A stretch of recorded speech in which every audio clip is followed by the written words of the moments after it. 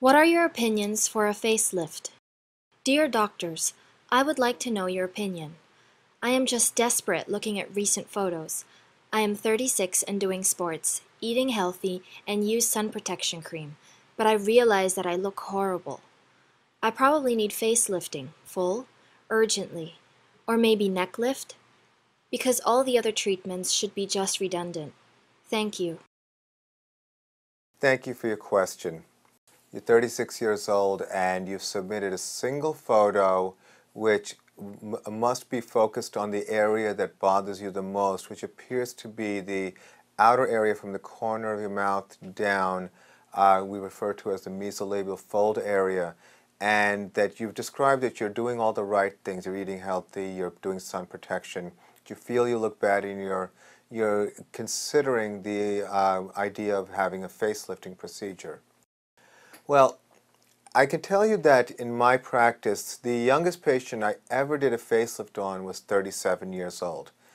And there are certainly exceptions, like this patient who was 37 years old, who come at different stages, who have laxity. And most of the time it's a genetic issue.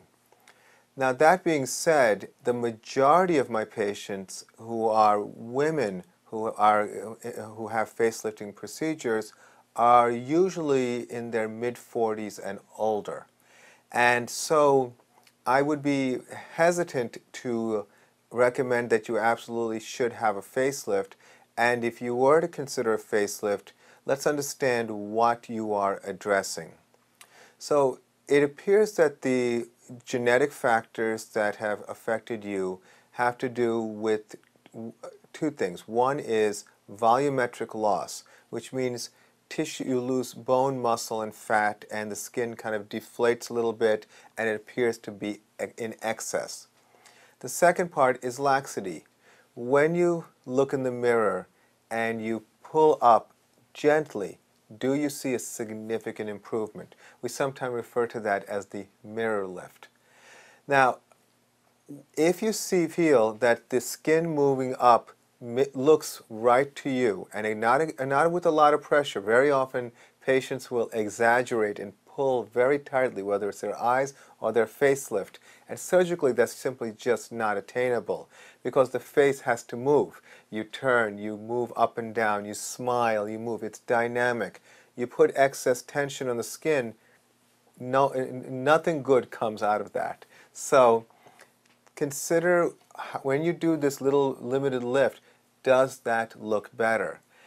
A lot of times when patients come to me who are in your age range and are ready and willing to have a facelift, I tell them that it is probably worth trying some type of volume correction, such as a filler like Restylane, or even a thicker filler that goes under the skin like Radius, just to see how you like what you look without doing surgery. There's always time to do surgery, but if you can delay it, there is benefit to that. If there is other things that are lifestyle associated that you can do, whether it's smoking cessation, whether it's sleep, other things that can also help with your healthy lifestyle, also adding that into the factor can affect your facial appearance. But if, like the patient that I described, when the skin was just laxed and the fold kind of just hung over a little bit and there wasn't going to be that much benefit from filler, then a limited facelift may be appropriate. So I think the best way to really decide whether or not it's right for you is to meet with qualified, experienced cosmetic surgeons. There are many different surgeons who do facelifts, and you can certainly choose from a wide variety and get a sense of what your options are. My approach to facelifting surgery, for example, is to do the surgery under local anesthesia with light IV sedation. Again, it is also an art, and it is also about the communication between the doctor and the patient as what the desired outcome will be. So with those understood, when you do your consultations, you'll hopefully find a doctor who you resonate with and will help guide you to whether or not you should have a facelift or whether you can buy some time with some injectables.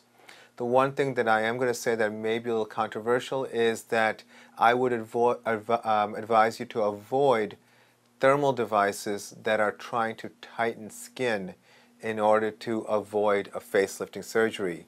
These thermal devices are marketed very aggressively. They feature them on various TV shows, and they are very sophisticated in how they create the perception of being highly effective.